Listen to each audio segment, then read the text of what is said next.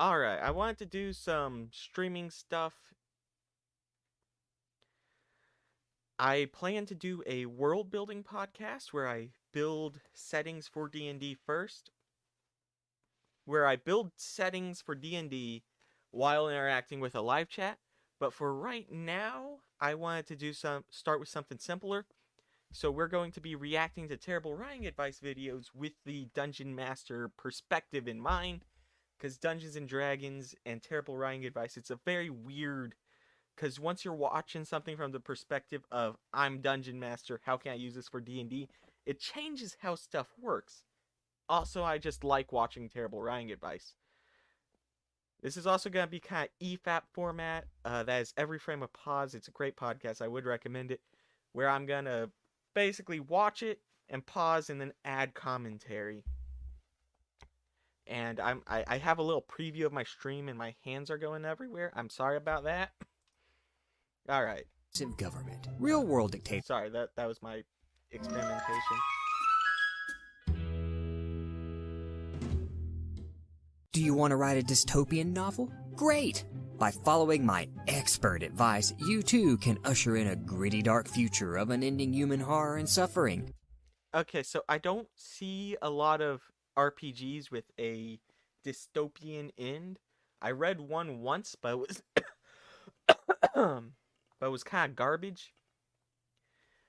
That said, I do like the concept of running some more dystopian RPGs. I recall one guy I talk with doing a lot of cyberpunk, but I digress, sorry. It's that easy. Let's get started. So the first thing any dystopia needs is an evil, oppressive government. So, I do like evil, oppressive governments for my games. You have to be careful about how you balance them, because the problem is an evil, oppressive government works great for like a novel and stuff, but once you have it in the RPG, it needs to be something that can be feasibly toppled. World dictatorships come about as a result of a lot of socioeconomic factors, but no one has time for that pesky research thing. So let's just say that some vague past disaster made everything terrible. Hate a particular ideology? Make a straw man version of it and blow it way out of proportion. Genius! I bet no one has thought of that before. Need inspiration? Why bother reading a history book about real fascist regimes when we can just model our dystopian society after high school? Okay, so how the regime comes into power, if you're running a D&D game, that can be important, but also it's not a big deal if you keep it vague. So a lot of things that you'll notice is whatever really matters and is relevant whenever you're writing like a novel isn't often quite as impactful whenever you're doing a D&D game, because for the D&D game the objective is play game, while for the novel, the objective is make a believable story. So I'm perfectly fine with having the evil regime of my Dungeons and Dragons game being how it got there being a little vague. If we do want to justify it, generally speaking, you can do something like royalty moving down or some other variety of corruption taking over, sometimes with magic and power and whatnot. Actually, why even waste time with that? Is building a believable and convincing setting really necessary? Of course not. Like I said. World building does involve a lot of trying to make it believable and convincing. The exact degree varies wildly. That's time better spent on setting up a love triangle for the protagonist. So now we That's gonna be the first love triangle. It's gonna keep coming. have an evil government without any logical reason for existing, and a setting completely lacking in detail. But we are not done yet. Now we need some villains. Don't worry, villains are easy, so long as we don't waste time characterizing them. Short on time, use a classic evil dystopian overlord. Remember to make him vague and mysterious to avoid actually having to flesh out his character. That can still be very impactful. Avatar The Last Airbender, the Overlord was very vague. You just needed, like, the locations where he does stuff to be very impactful. So, you don't learn a lot about the Overlord in Avatar, but in Avatar, you do meet people directly related to him, that is his children, and that's where most of the characterization of him comes from. Be sure to give him a highly trained but strangely incompetent elite military police force that constantly fails to capture a bunch of plucky teenagers. Speaking of villains, make sure... See, I do have a problem with having, like, incompetence be how the heroes get away. You ideally want, like, competent heroes doing clever things to escape situations. And you can get that a lot in D&D because I can kill you, and then the heroes need to figure out how to not have that happen. All of the smart people are evil. We want to teach future generations the dangers of science, intellectualism, and free thought. We don't want our dystopian novel to actually be about thinking for yourself, after all. That would be double plus ungood. Now that we have our villains... Double plus ungood. Is that a reference to 1984?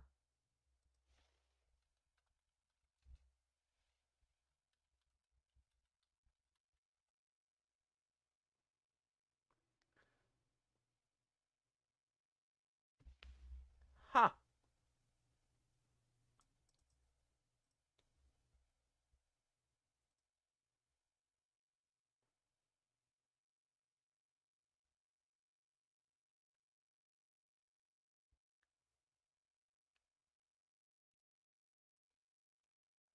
Sorry, I just noticed the language.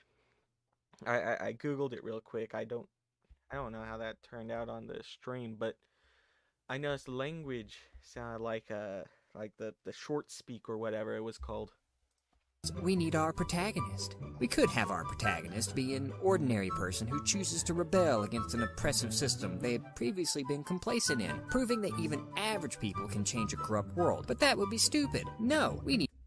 Lord of the Rings had the main characters be the hobbits, which were meant to represent the average person, and that was always a very impactful thing.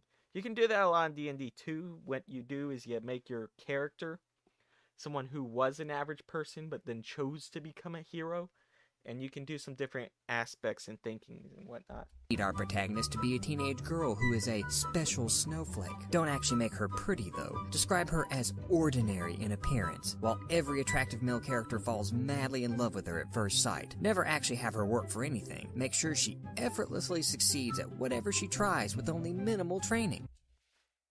Is this Ray?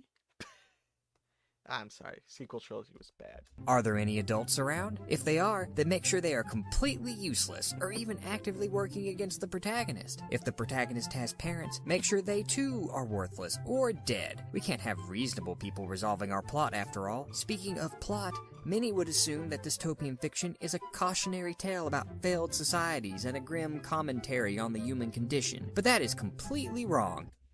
So how grim you want to make it can vary a lot. What I would do for a dystopian is I'd have a lot of the government collapse, and then you have the remaining people starting to band together, and you get your tribe formats to avoid the making it too grim, because it's like, oh yeah, sure, everything can fall apart, but then it can pick up again. Dystopia is all about love triangles. Make sure the protagonist has to choose between not one, but two hunky guys. Oh, the drama. How cruel is fate when one must choose between two awesome things. What a harsh world our protagonist must endure. But hang in there, we are almost done. Although the love triangle will take up most of the plot, some time must be spent sorting out that whole evil dystopian government thing. Naturally, our protagonist will be the one who leads the charge. Even though the dystopian government has legions of professional soldiers, absolute control over all of its citizens, and a willingness to do anything to achieve victory, they will prove completely ineffective at stopping a single teenager. So generally speaking, you want, like, an army to overthrow. This would be, like, large portions of people all banding together against the dystopian empire. In D&D, it's a lot harder to do that because you need the protagonist as the players to do stuff. Generally speaking, this will come down to finding people to help you overthrow them. I remember I did a plot once where the enemy was like an orcish army, and the players had to go find themselves allies to attack the Orcish army. And what I did for that was I sent them to I sent them to try and gather like a monk temple to help them. And then when they came back, we then had the final battle where it was like they fought the leaders of the orcs while there was a big battle going on in the background within the battle. Lots of battling. Once the dystopia is toppled and its citizens freed, make sure to spend the remaining time detailing the conclusion of the protagonist's love life and not on the huge power vacuum and rebel infighting that would surely occur after the fall of a central political system. Rebel infighting. Now that does sound kind of fun. You take over. Like if you had a plot where the players take over and then itchy head. If you had a plot where the players take over and then it immediately has to deal with infighting, that could be a very fun plot. After all, classic dystopian novels are known for their happy endings. Now we have everything we need to make an awesome romance, dystopian story. Good luck, and may the words ever be in your favor while you create a brave new world. Well, at least until the government decides to burn all the books. But that's okay. You will probably get a movie deal before that.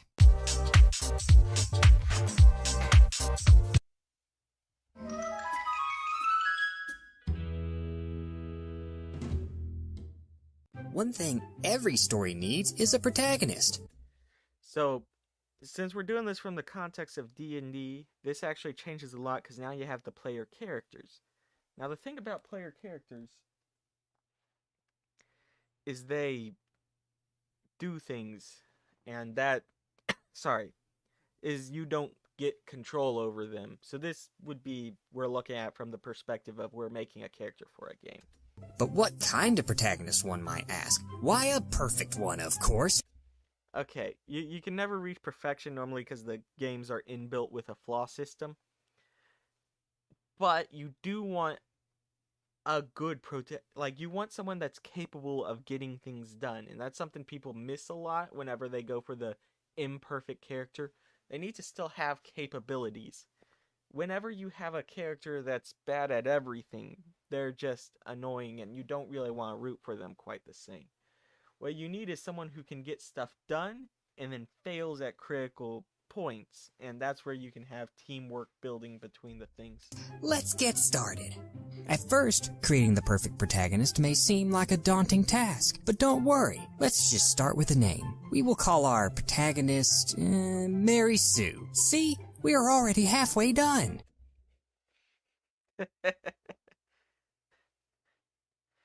The halfway done. It's a good joke.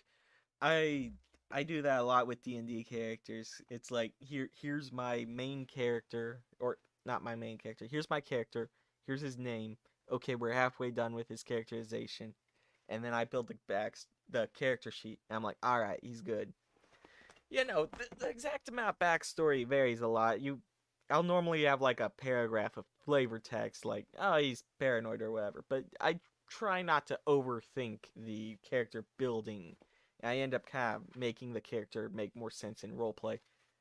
Utterly lacking in self-awareness? Perfect. They say write what you know, and almost everyone knows themselves better than anyone else. So just put yourself into the story. Some might worry that they will make for a poor protagonist. Fear not. That's just because we need to get rid of the one thing that makes... Okay, I'm perfectly fine with cheap protagonists. Lazy protagonists actually suck a lot of the time. They're just not fun. Because you really want them to have a level of initiative going on, and if the second they aren't in combat, their immediate move is to go lay down, it kind of isn't quite as enjoyable.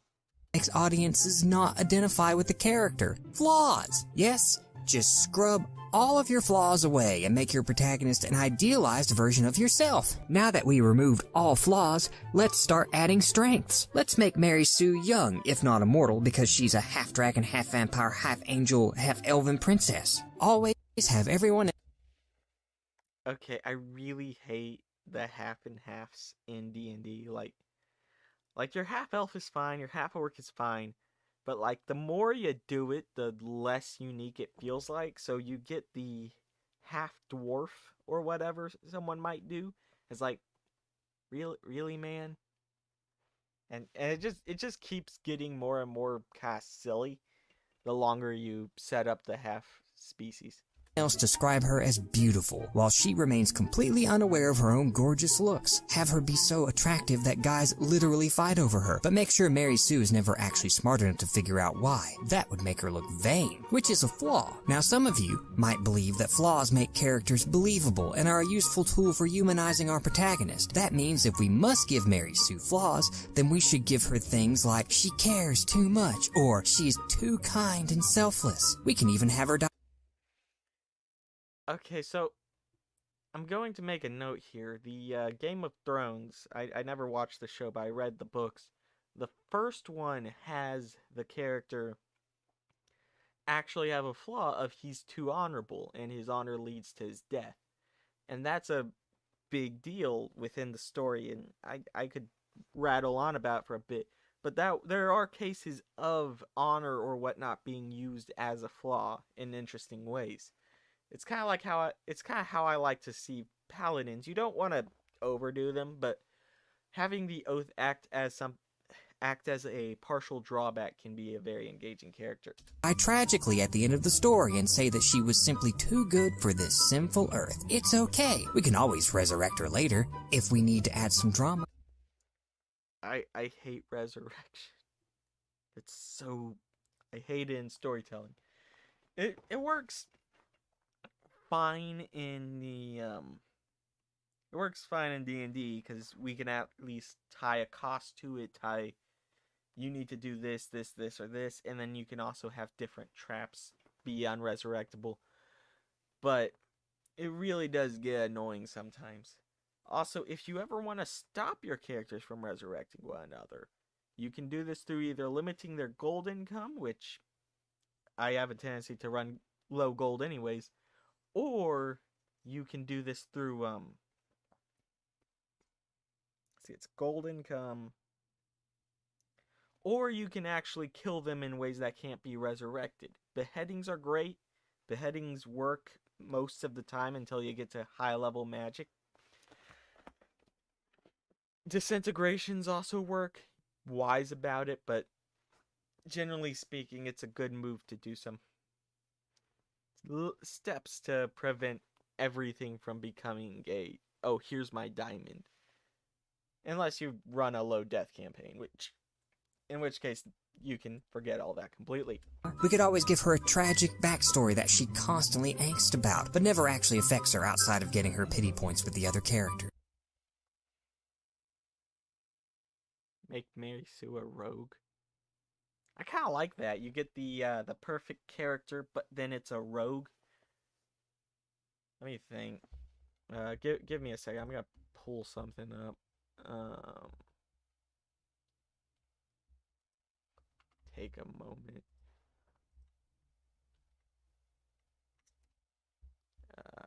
Bloop. Bloop. See. This is the this is an AI art program. I use it for the videos. Let's do Mary Sue Rogue HD for I just want to see what this looks like.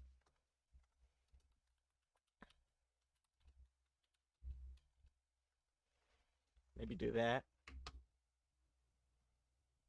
Am I misspelling rogue? Nope, that's right. Here we can whoop, wrong I am. Get the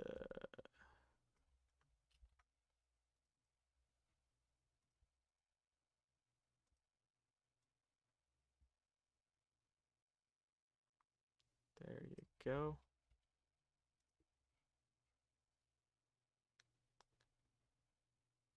Oops, I ran it on the wrong program. Y'all can't see that.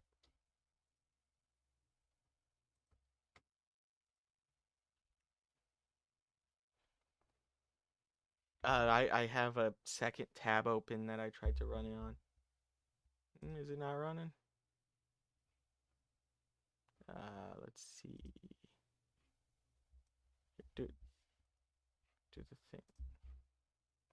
Close that and do the thing.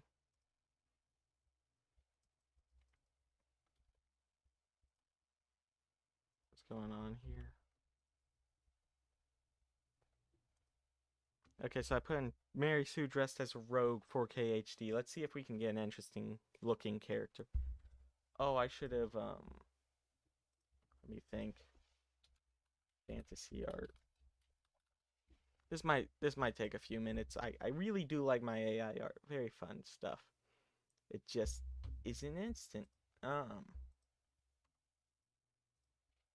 Yeah. All the buttons. Okay, we can continue the video while that's cooking. But before that, we need to make sure that everyone knows Mary Sue is special. Have a prophecy in the story? Make sure it's all about her. Is Mary Sue not in the scene? Have every other character there talk about her. Shifting focus to the villains? Make sure they don't waste time actually running their evil empire or otherwise bringing their dark desires to... So, you don't see the villains a lot in D&D? Well, you see them, but if you have someone running like an evil empire for the purposes of this statement, you don't get to see what they're up to. The players don't, but you, the DM, can think about it. I generally like to think that they do take a personal interest in the players, mostly because of their heroic nature, and it can be very notable. Why is that not working?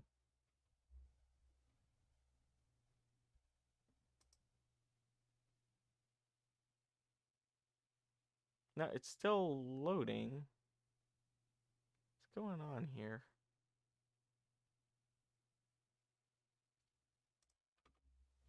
Sorry.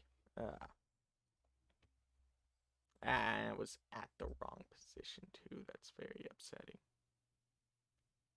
Alright. Check on this one last time. That's horrible. Okay, let's try that again. fruition. Instead, they should be worrying about what Mary Sue is doing or plotting to take her for themselves. Does Mary Sue have parents? Make sure they are either outrageously abusive or perfect except for being tragically dead, or both. Have her real special parents killed in the backstory while she is stuck with abusive normal foster parents. If they are abusive, make sure they inflict terrible atrocities upon her, like forcing her to wear dresses or attending school to better her education. Need to make a clear distinction between good and evil characters? Mary Sue makes it easy. So the clear distinction in Dungeons and Dragons is kind of rough. Generally speaking, you need to show why this character is evil. I think the best way to do that is to have have them do something in front of the players. Normally, you're kick the dog scene, but not actually kicking a dog. I don't like the players ever not being the heroes of the story, so I really wouldn't recommend trying to set them up as the bad guys, but you can get some answers. If a character disagrees with her, then they are most certainly a bad guy, while all those who agree with her are 100% virtuous without fail. This removes any character who could call out Mary Sue for her mistakes, which she never makes, so it isn't needed. You might consider a character to actually say, hey, are you sure you want to do that? Oh, yeah, AI art isn't consistent. That's kinda okay, but definitely not that good. Maybe we just need a...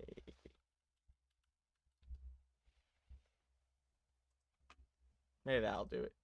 One thing to watch out for is to ensure that Mary Sue never fails. Have her effortlessly overcome every challenge.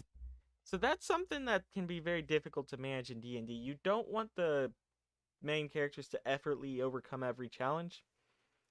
And it can often be a little difficult getting that right strength of balance and struggle or whatnot. I find often especially if you're running 5e, I wouldn't recommend 5e for a lot of people, because the individual combat encounter is really low if you're running it challenge rating as intended. because you're supposed to do a bunch of combats, but I find most people don't run all of the combats, and that is generally speaking a mistake. Because often they run their combat and then combat and then combat and then combat, and that's when you get to the point where it's good. But whenever you aren't running the combats as they're intended, what you end up with is you end up with a very low challenge setting, or a low challenge game, or you end up making those individual combats very deadly, which is a big mistake, because then it becomes run or fight, it doesn't really matter. What I'm trying to say is 1 or 2 combats when you're trying to run 5e's really bad. Oh, there we go. There we go. Here is Mary Sue as a rogue. Took a minute. What's with the hair? The hair's so dumb. The hair is so dumb. Oh, maybe that's why she's special. Maybe the hair gives her superpowers or something. I don't know. Make sure she bests all veteran characters in setting in spite of having only a fraction of the experience. Are the villains ruthless and supremely powerful? Not compared to Mary Sue. They should crumble before her in the most anticlimactic way possible. There was a...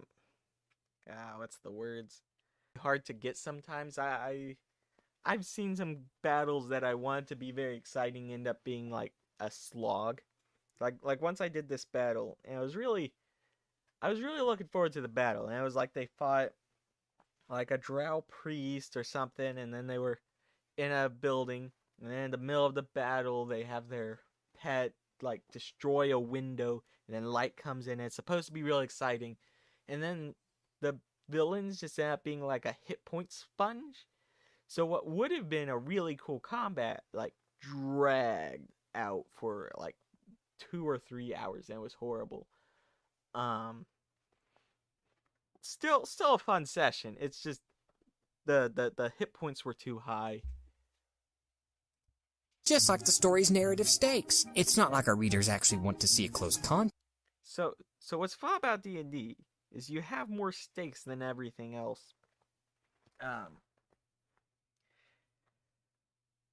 If you fail, you die. And that's where the stakes are derived from. You can set up more stakes in a D&D game than you can set up in all of a TV show, because the rules are 100% consistent, at least in theory. Stupid homebrew.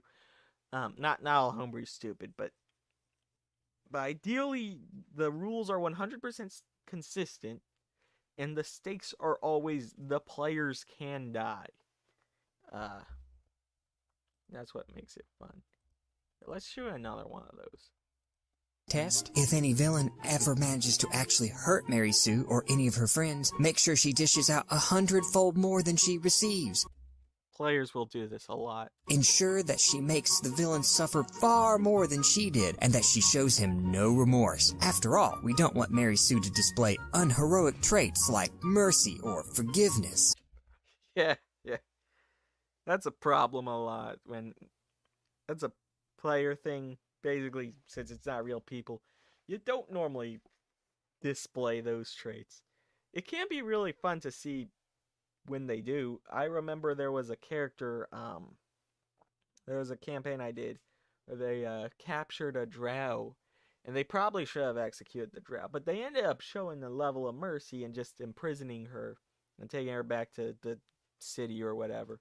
It was very interesting. But you don't see that a ton. I see lots of killing. There's one time that one of the players was like, "Alright, we won't kill you, tell us what's going on." Or he was like, "I won't kill you, tell us what's going on." And then after they got the information, at different players like, "I made no such promise," and stabbed him. Is Mary Sue starting to look a lot like the villain she is fighting? We could use their similarities to show Mary Sue's flaws while highlighting the positive traits of the villain to showcase the story's deep themes about the razor-edge difference between heroes and villains, adding a layer of depth to both the story. Okay, you don't need that much depth for a D&D game. You can have it. It can be fun, but generally speaking, it's better to keep the plot fairly simple So then you just have fun. Not that it can't be fun to have the depth. It's often wise to keep the plot simple because it can be more enjoyable within the setting. No. Let me find my words. It is often ideal to keep the plot simple because the players aren't normally following the plot that closely. So with a simple plot, you have a simple objective, and then you're just having fun on the way to that objective. Story symbolism and characterization. But that's dumb. We don't want the audience to actually think about depressing stuff like that. Thankfully, this is easy to fix. Simply make the villain even more despicable for extra contrast. There was a show. It was the Inhumans TV show. Horrible show. Would not recommend it. Where they had it was like a Marvel show that was apparently built on like a contractual obligation, and the main character honestly was perfectly reasonable. He wasn't particularly evil throughout most of the show, and whenever he did act evil, it felt very out of place, and it all coalesced in the final like battle where he's just kinda stupid in the setup for it, because that helped him be more evil. Oh, new rogue. Kinda, It always gets the faces bad. Anyways. That should stop the audience from rooting for him. Now we have the perfect protagonist for our story. Good luck, and may your story be too good for this sinful earth. Wait. I don't think this will work. My self-insert should be a guy. There, I'll call him Marty Stew.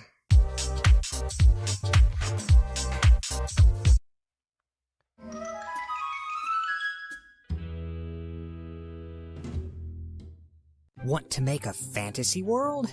Great! The magic and mystery are at your command while shaping a fantastic world full of exotic wonders. Yet who will live in this marvelous fantasy world? Why, we need to make some fantasy races. Perfectly reasonable. What was I gonna say? I was gonna say there's often... I forgot what I was gonna say. But there are so many wonderful fantasy races and numerous stories across many different mediums. How do we stand out from the crowd? By ripping off J.R.R. Tolkien, of course. Now some of... Okay, so that's what I was gonna comment on. So the fantasy races have a tendency to rip off Tolkien. I find that's often...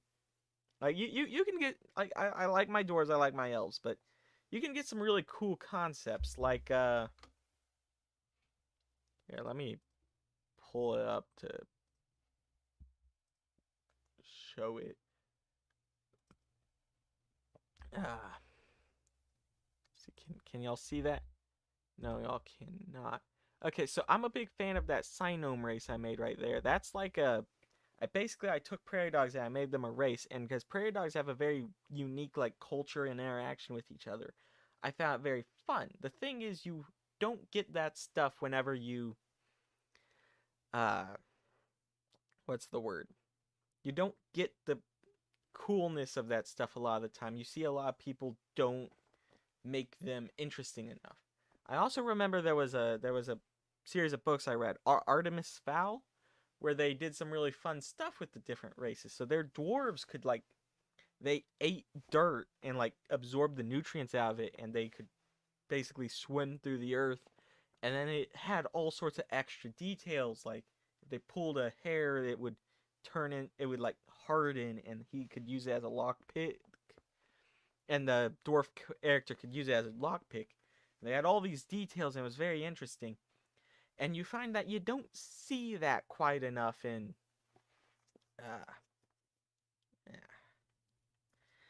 and sometimes you don't see these interesting concepts enough in your in mediums, because what they end up doing is they end up making just the fantasy races again. Like, they have one of my favorite versions of goblins. What they did was they made the goblins like reptilian, and then the goblins could conjure fire, which is part of how they were able to which was part of how they were able to deal with the cold-blooded nature of being reptilian goblins. And then they also put the dwarves in that same story as terrified as of fire as the perfect counterbalance to make the main characters really fear goblins. They also did elves very interesting. Artemis Fowl, great book series. Very unique fantasy races. Wrong button. There we go. Now that's out of the way.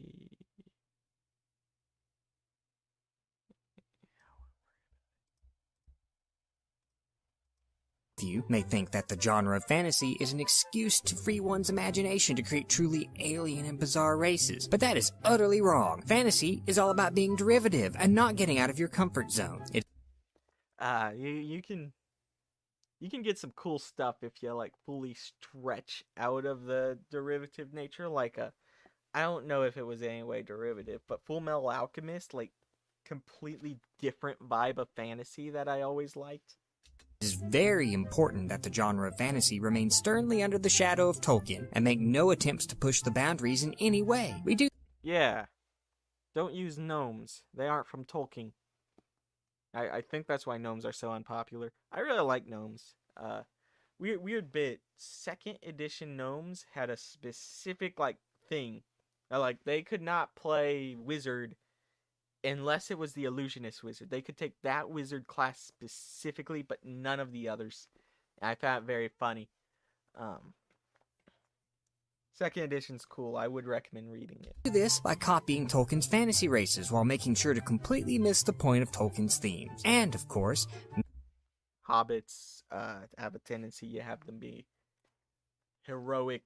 That they were supposed to represent the everyman, and then you had and now they're just kind of these lucky short dudes that are there because Tolkien had them. Never should we actually bother to read the original mythologies that inspired Tolkien to create his works. No one uses. You don't need to read that, but you can do cool research and you can find all sorts of interesting stuff. I really recommend any dungeon master watch nature documentaries, because there you can get some weird ideas that you can start mixing into different things. Primary sources who wants to be taken seriously, just copy and paste. Let's get started. The first race we want to add into our fantasy world is elves. Tolkien's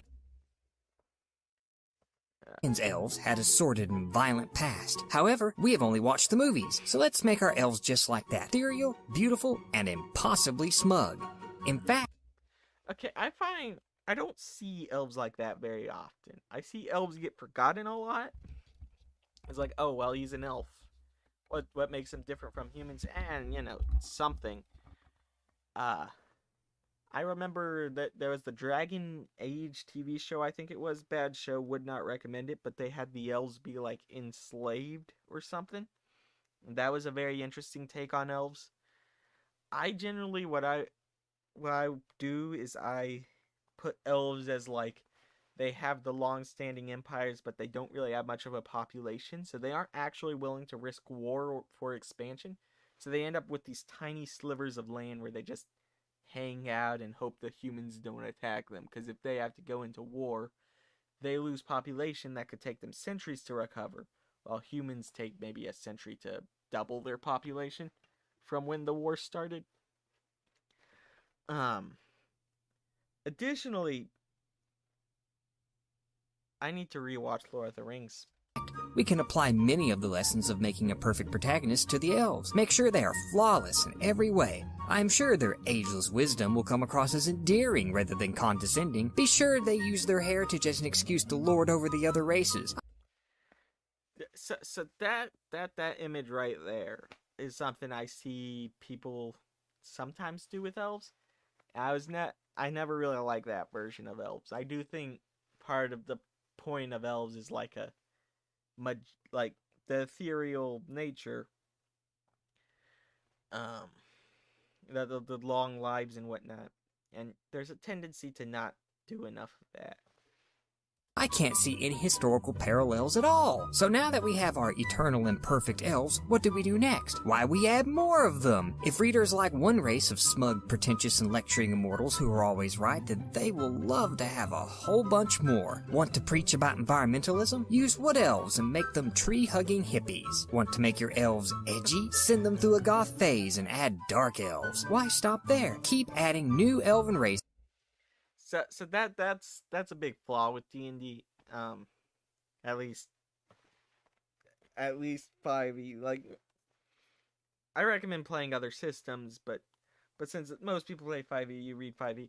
There's a lot of elves, which is kind of a problem. I like the drow. The drow have fun aspects to them. High elf and forest elf, not a huge differentiation. You know, think of it like hill and mountain dwarves, not a big deal. But then you start getting stuff like sea elves, and you just keep going, and at a certain point it just gets silly, which he's pointing out right here. Until there isn't any room, or until we run out of ideas. Speaking of running out of ideas, dwarves are the easiest fantasy race. Just copy them directly from Tolkien without changing a single trait. You can mess with the dwarvish traits. But you don't have to. Dwarves are perfect. We may need to give them a Scottish accent to save time rather than creating a whole distinctive language. I don't know why they have the Scottish accents. I played a dwarf cleric once. It was fantastic. What I tried to do with dwarves is I make them like a fairly religious race.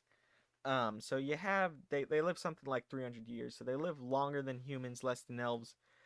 But I think since they're so like grounded in tradition, it makes sense to incorporate the deity, the religion of the setting into dwarves, which is why I tend to play a lot of dwarf clerics.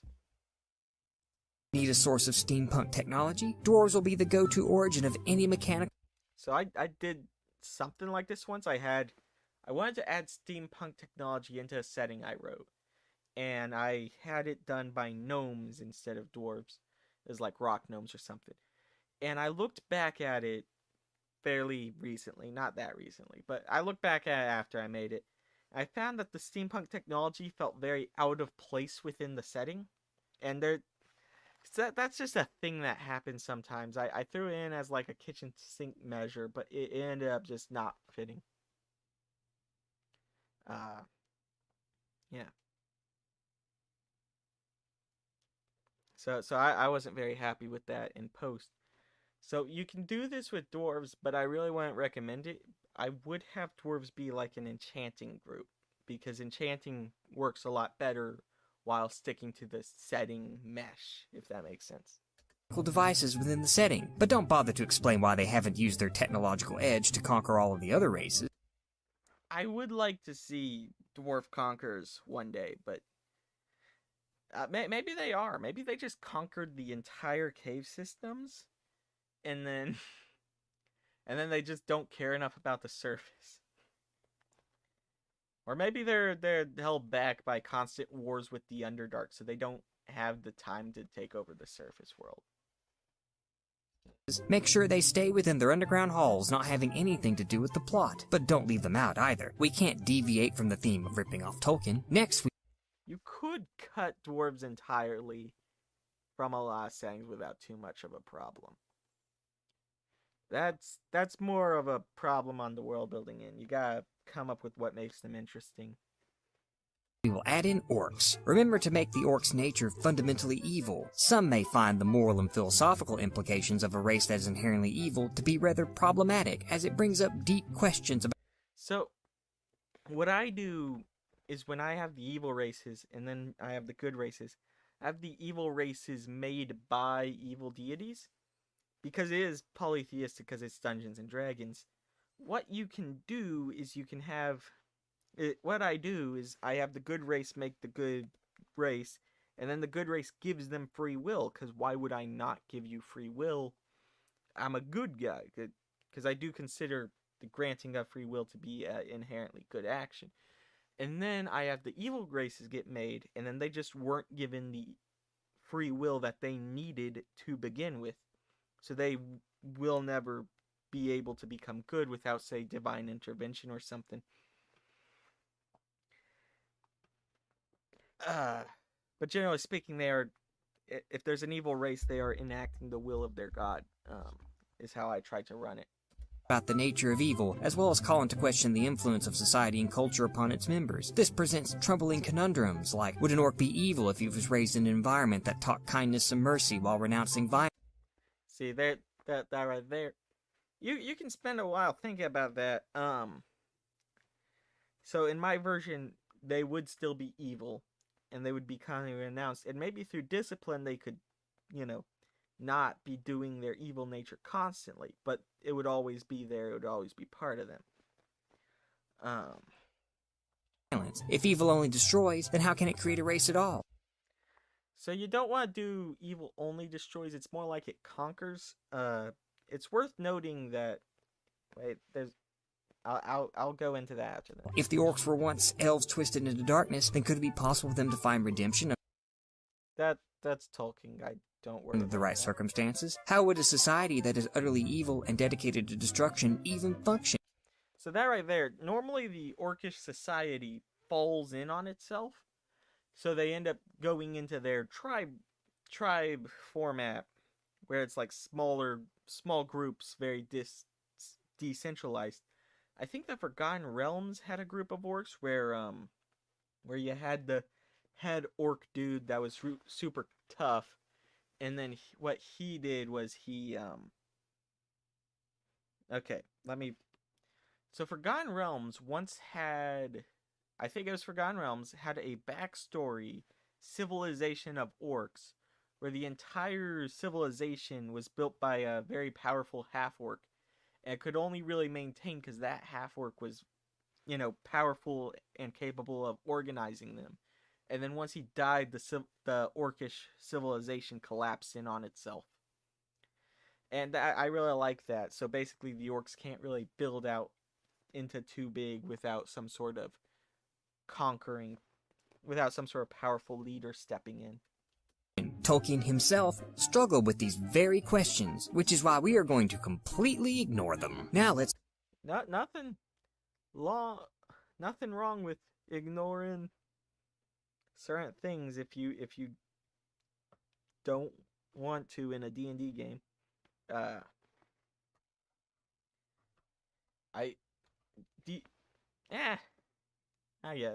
Never mind. Forget I said that one. look at halflings. Ditch them. You heard me. Remember what I said earlier about ripping off Tolkien? Well, here is where we ignore that rule and completely remove halflings. Halflings are boring, and they will have no place in our fantasy plot, since our conflict with the Dark Lord will be resolved in a one-on-one duel with a teenager who is secretly the heir to the human kingdom. We can't have meek, ordinary folk actually rise to the occasion and selflessly risk their happy lives to save the world. After all, average people can't accomplish anything, and the fantasy genre certainly wouldn't waste time pandering to those people. Now, so, when you run Dungeons and Dragons, you are the average people playing the things, and that's part of why the themes don't. So when you play Dungeons and Dragons, you, the players, are already the average people doing the things. So it already is pandering to you, which is part of why halflings just don't fit. So you end up doing some weird things. I remember I saw like a version of halflings where it was like swamp halflings, and I found those pretty cool. But the problem with halflings is they often don't quite, they just don't quite mesh. I think Eberron had some halflings with their with dinosaurs that they rode, and that was a very cool take on halflings. What I would do with them is I would have them they can eat half the food we need to survive. So I would have halflings be like the dominant race that became powerful during like a famine or something. That could be really fun. You could even like twist the demographics. If you have like a 60% halfling population, you could actually really screw over other people because the food is so much more expensive for all the other races. So let's say halflings need 1,000 calories a day, and you have a halfling civilization. They're all producing enough that they can eat fairly cheaply. Then you have a human that walks in, they have to eat double that, and then maybe a Goliath walks in and they have to eat triple that. And maybe adventuring parties are not composed of halflings, literally just because halflings. Let me find my words. Maybe adventuring parties are not composed of halflings, literally just because halflings are able to afford to survive cheaply, and then all the other races can't afford it, and as a result, um,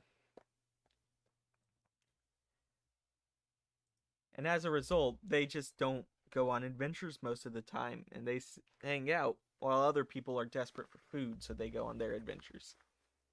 I got a little rambly at the end there. Or would it? Why would they need an escapist fantasy? Now we have all the fantasy races Man, I went really off topic. we need to populate our very original and creative fantasy world. Some might worry that we stray into unfortunate implications by creating races who have specific abilities, especially when we say that some races, like, say, blonde-hair, blue-eye elves, are better than others. But don't worry, no one calls anyone else a racist on the internet. I wouldn't worry about that. They're very much biologically distinct within the setting.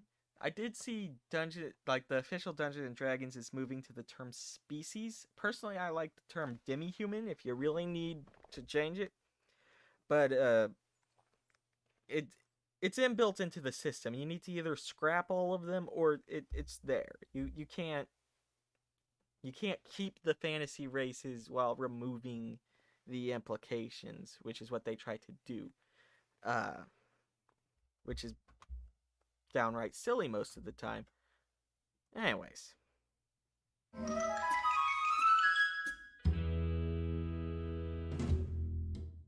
Is it really just enough to tell an entertaining story? Does a writer have a responsibility to teach a moral as well? No, you do not. Forced morals.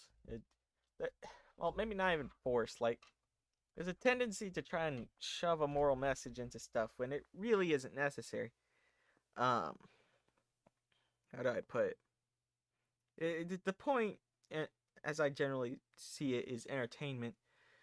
It's especially weak when you try to do it into Dungeons and Dragons, because the morality isn't going to be explored properly by your players if you try to stick too many moral implications into stuff. At least with players I've played with. Sorry. Actually, it's mostly to make money, but it can't hurt to educate the audience too. And by educate, I mean preach to. But what cause should an author take up? There are many problems that plague our rapidly changing modern world. Yet there is one issue that any author can champion without investing time into lengthy and difficult research: environmentalism. Okay. I know I just said it's not necessary to put morals into your games, but I do really like my cheesy 80s age environmentalism, because it's before it was quite enough to make people groan, and whenever you do the 80s environmentalism, it what's the words? Whenever you do 80s environmentalism, it comes off really cheesy, and that can be very enjoyable as a result. That's it. I like the cheese. I can't figure out the better way of explaining it. Now, some may mistakenly believe that extensive research helps an author discuss the complex and nuanced issue of environmentalism. Fear not. If it's one thing that Hollywood has shown us, it's that being knowledgeable in the issues one is presenting is completely optional and often counterproductive.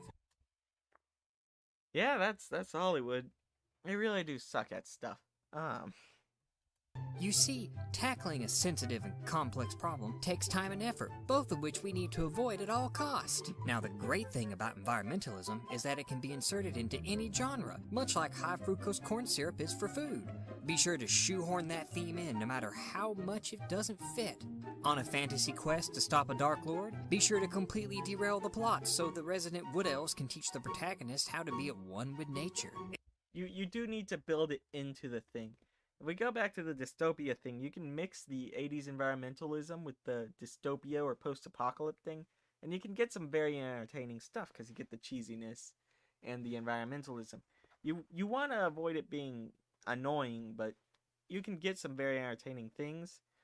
I'm a big fan of druids in Dungeons and Dragons, so I try to incorporate them into stuff, but I try not to make it. You don't want it to be excessive. I try to make druids more like a faction with a set of goals than a moral group. Um, and that's an important thing to keep in mind. Exploring the stars? Make sure the crew visits a planet of aliens directly ripped off from Native Americans, and that they learn a valuable lesson on ecology. Avatar was not a fun movie to watch. Okay, so the thing about Avatar is it's one of the highest grossing movies ever. I watched it for the first time like a week before Avatar 2 came out.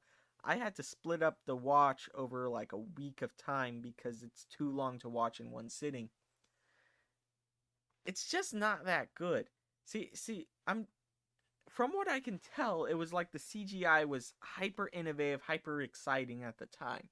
The thing is, I've grown up with it came out when I was like 6, and what I've been watching is high CGI just for a while at this point. And then I see Avatars coming out, and I'm like, okay, let's watch that original. It's a classic. And then all of the CGI sucks. Well, it doesn't even suck. It's just the CGI is not impressive. And under the mindset of the CGI isn't that impressive, the only thing to really pay attention to is the writing. And the writing of Avatar is just so dull. Like, supposedly there's a bunch of world building going on, but they don't explain enough of it to really engage me. Apparently, some of it's in, like, some extended cut, but I digress. So, it's just not that good. Be careful, though, not of shamelessly appropriating Native American culture, but of slowing the story down by exploring the complex alien ecosystem of the planet. A realistic portrayal of an ecosystem would only bore the audience, or at worst, make your Native American... Okay, so the realistic portrayal of an ecosystem, you can do that with dungeons and monsters and stuff. It takes a lot more thinking and time, but you can get some interesting stuff going on.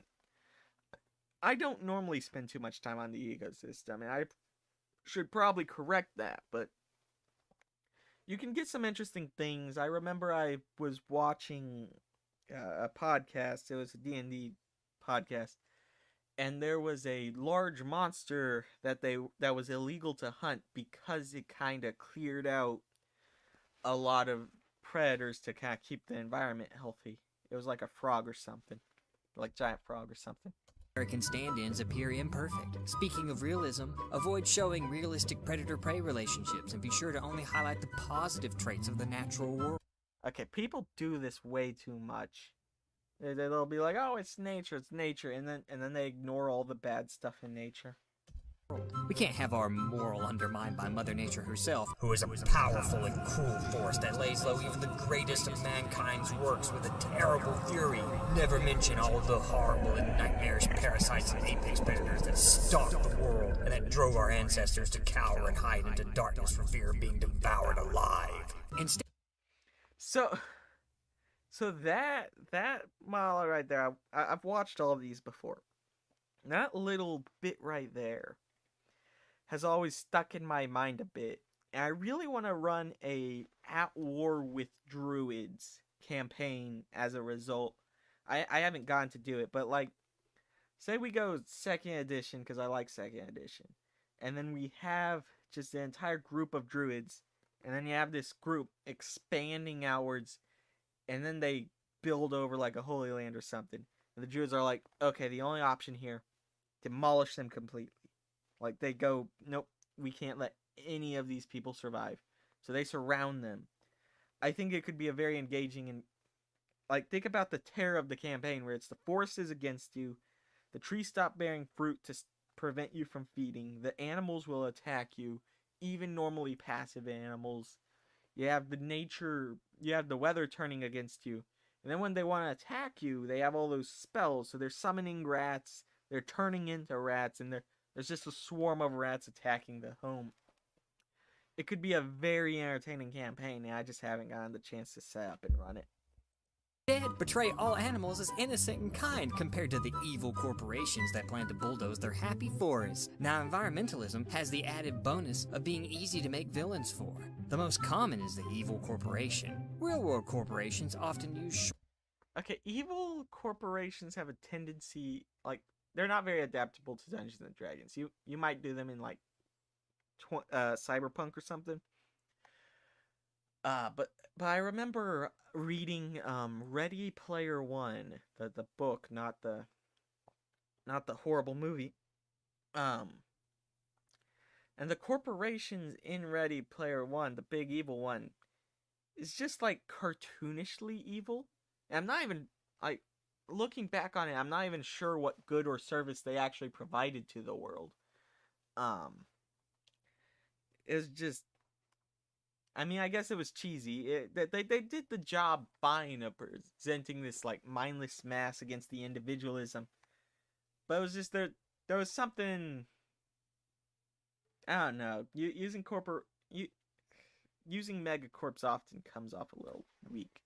Short-sighted means that cause environmental harm as a byproduct of their manufacturing processes. But explaining all of that to the audience is boring. So let's make our corporation evil for no reason at all. Have them go out of their way to destroy the environment even if it costs them money. At no point should the evil corporation even consider the massive PR hit they would take by turning pristine...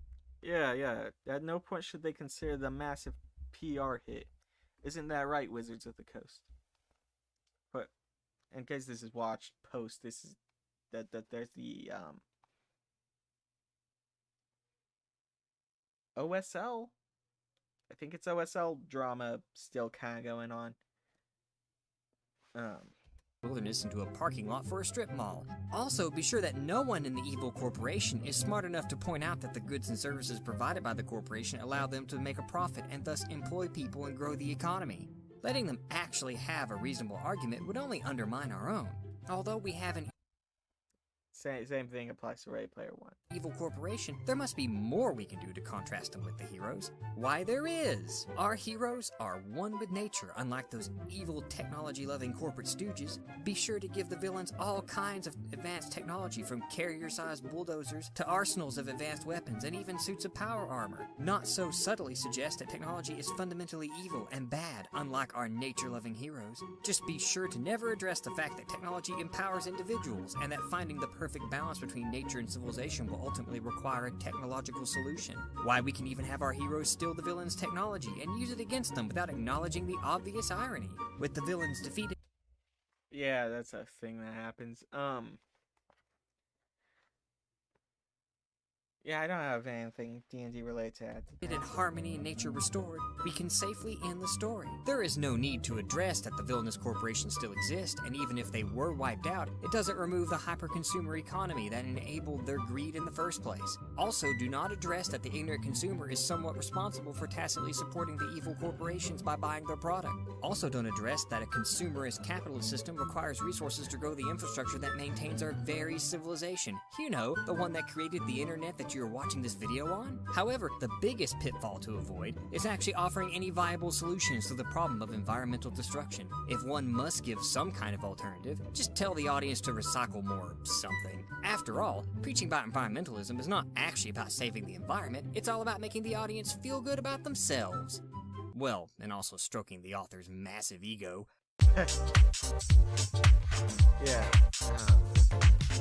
Not tons to add there.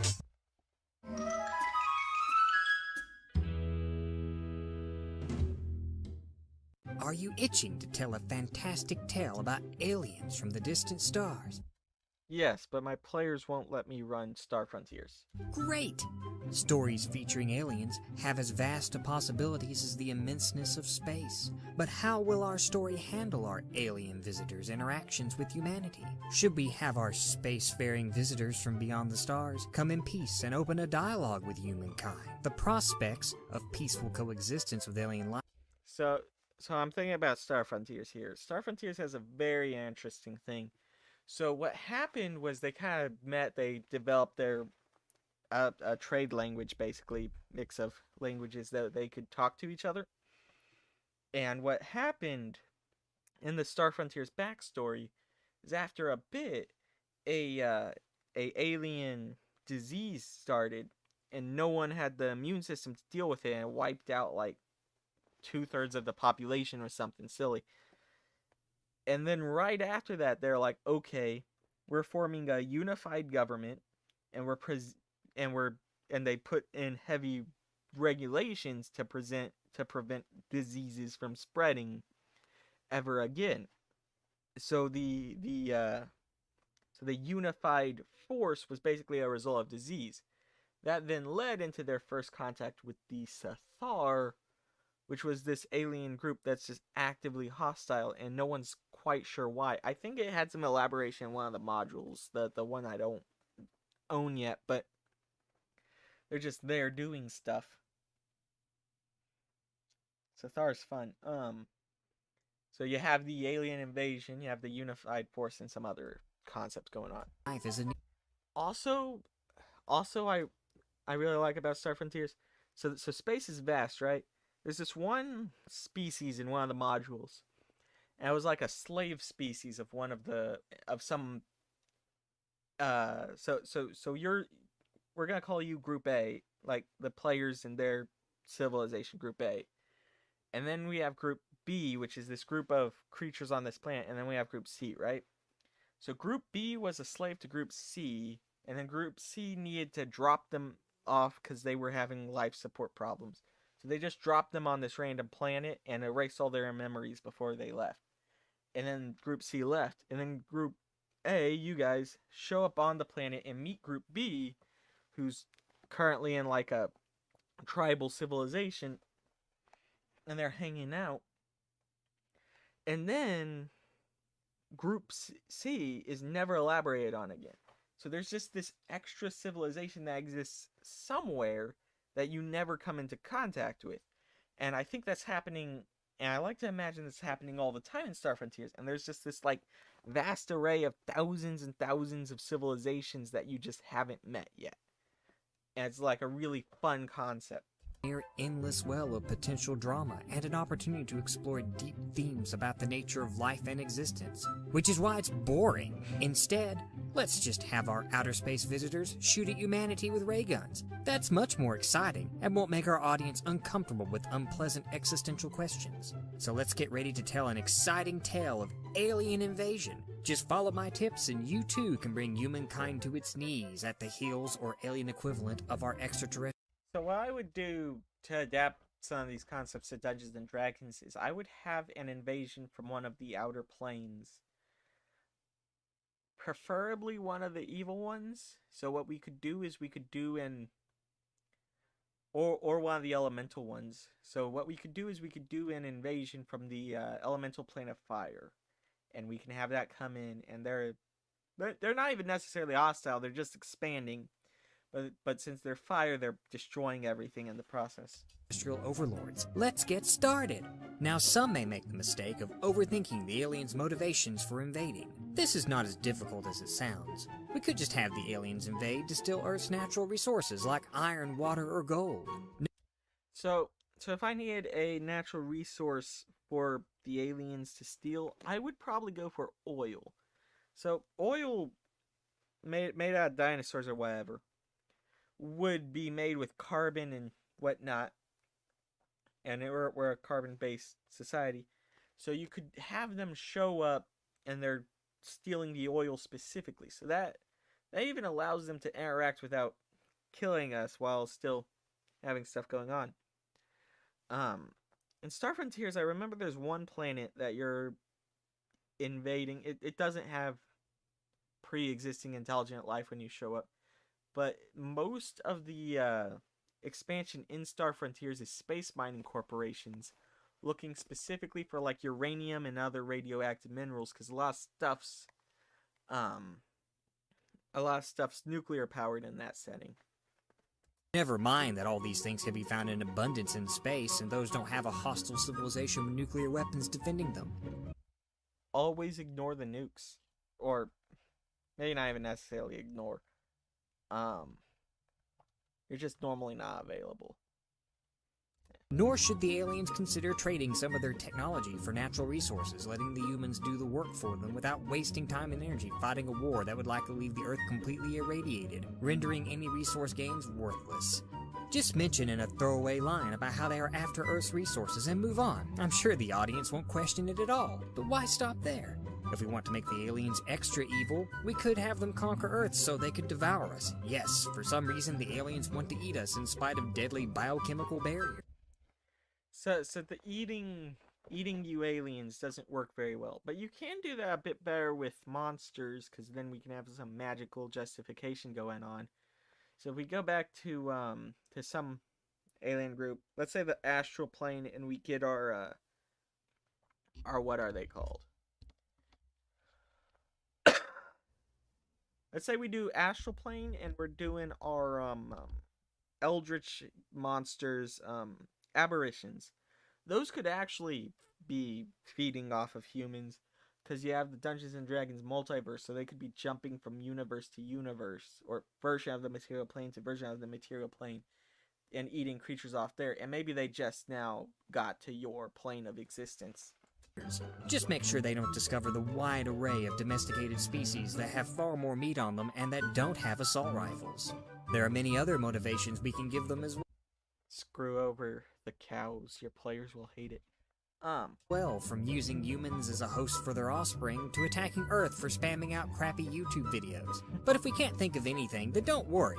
We can just have the aliens invade for no reason at all, and just hint that they have some greater motive. Now, weirdly, this makes me think of the movie Pixels, where the aliens invade because they got a message from some humans, and they mistook it for a declaration of war. That movie was okay. It's more of a comedy, but they justify the alien invasion as well as you could expect for the concept. now that we have the aliens' mandibles salivating at the prospect of conquering Earth, time for the invasion to begin. Now, being a species powerful enough to bridge the vastness of space would obviously mean that they are highly intelligent, and thus would know the value of gathering There was a movie where they broke in secretly. What was it called?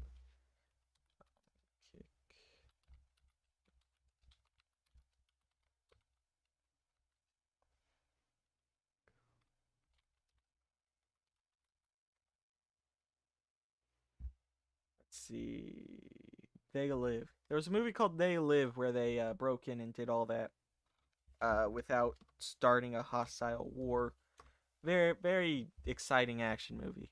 I don't remember how good the plot actually is, but like the action scenes were well made. key intel on human culture, assessing Earth's international political situation, and analyzing each nation's relative military strength, as well as sending a vanguard to infiltrate major population centers and gather real-time ground intelligence to assist the main invasion force. No doubt the aliens could even use diplomacy to play nation-states against one another, just like historic colonial powers. However, these tactics have two critical weaknesses. The first is that they require the author to actually know something about countries other than America. No. You could do some interesting stuff with those concepts in D&D. You have, say, mind flayers trying to take over. I don't know, that's all.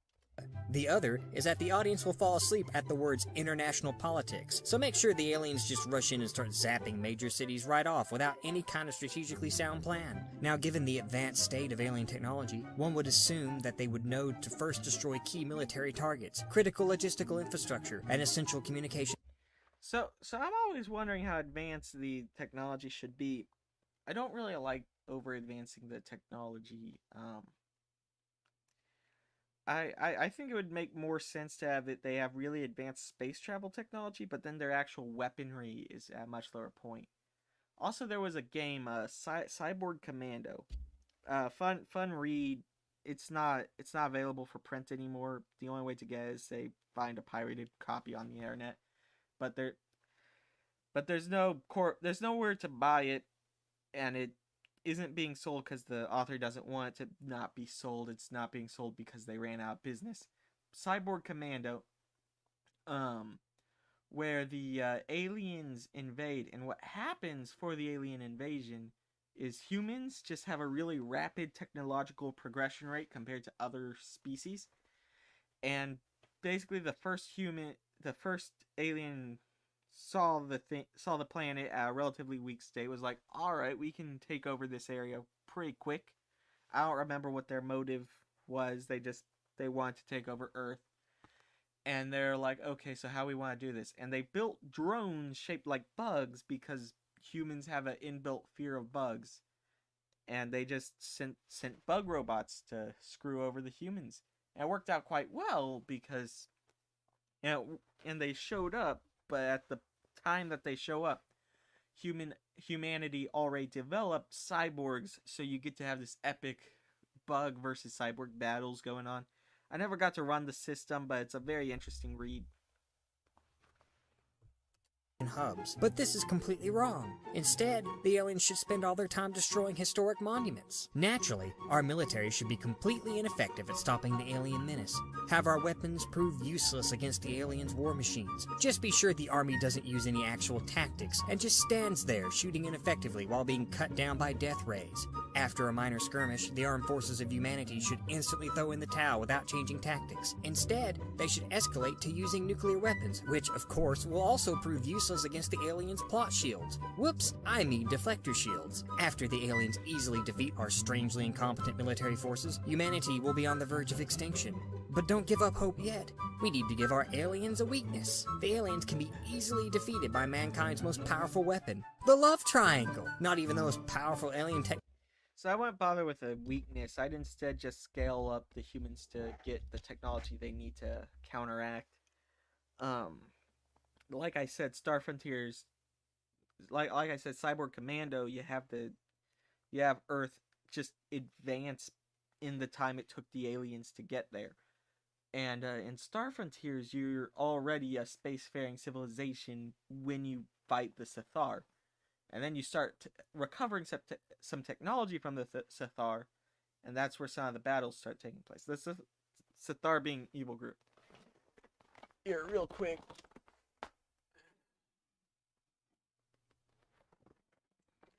I actually have some miniatures of the Cathar. These are homemade, not available for purchase anywhere. I combined Wargames Atlantic. I combined a couple of their miniatures together. They're like a worm species that's super hostile. Very nice set of villains. Here, maybe I can pull up an image of them.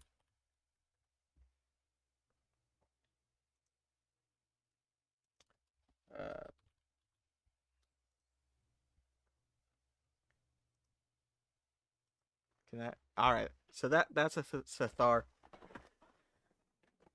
I guess they're a little scarier in description than appearance. Scarier monsters were scarier in earlier fantasy. Stuff becomes less a big deal the longer stuff exists. Technology can save a story from being derailed by a love triangle. I think I accidentally muted my audio. Little did the aliens know that the power of love can overcome all obstacles. Well, unless the story is targeted at a male demographic, in which case the aliens will succumb to the power of bullets. Just Perfect. Yes, that is how you should run your D&D game. Never mention why all of humanity's armed forces prove ineffective at stopping the aliens, while the protagonist manages to destroy legions of alien foes by himself with a crowbar. If one can't think of a weakness, then don't worry about writing yourself into a corner. Alien invasion stories are so easy to resolve that they sometimes resolve themselves. Like having the advanced and highly intelligent aliens forget their inoculations and not invest into antivirus software. Regardless, the humans need to win the day in the end. It is very important that the aliens be completely defeated by a So I kind of like the concept there. So if you have a alien species that's just a completely unified front, that doesn't really have a lot of internal conflict, they wouldn't actually have protections for a lot of their own stuff. That's all. That's the thought. Species so stupid they can't even make it to Mars.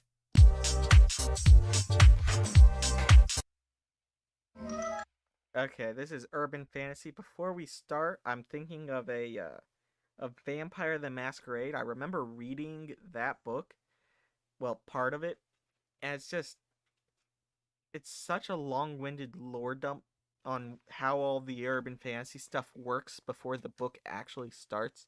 And it's like I read it, and at the end I was like, "There's no way I'm gonna convince my players to read this." So I kind of scrapped using it for anything. But I always liked the idea of doing like urban fantasy, but moving it backwards in time a bit. Um, a particularly fun one was like do the vampire thing, but then do it during the Civil War, and I think that could be a very engaging plot. But I never end up setting it up because there's too much front end world building in that system. Uh,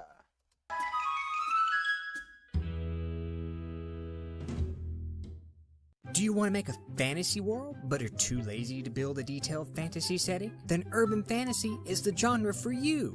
Yes, with urban fantasy, we already have a pre-built world ready to go. All we have to do is add magic and bam, instant urban fantasy. It's that easy. Let's get started.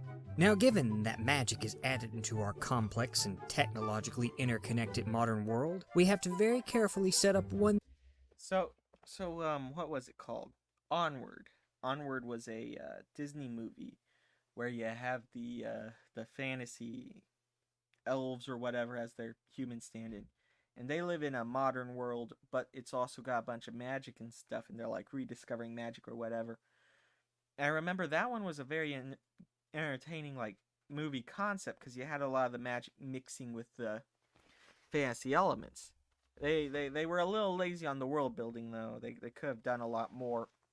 Thing before we work on any other aspect of our story. The love triangle. Yes, the love triangle is the absolute most critical component of any urban fantasy story and will drive even the world building. Now, the biggest decision we have to make is what type of supernatural being our male romantic leads will be. Now, despite them being undead abominations and nocturnal creatures of evil, vampires should be our first choice. Vampires symbolize death and decadence, being a cross between a decaying corpse and a corrupt aristocrat. They are a rotting cadaver. I remember one of the versions of like what was his name? Strahd? Curse of Strahd? Yes, Curse of Strahd. The Curse of Strahd vampire evil guy Strahd was actually designed to be like an obsessive person concerning his desired female, and that was his entire character trait that screwed him over for everything else. Um it's a whole thing that's talked about. Um I couldn't go into it in the appropriate detail off the top of my head. I really liked that version of Strahd because he was just kind of, I don't know.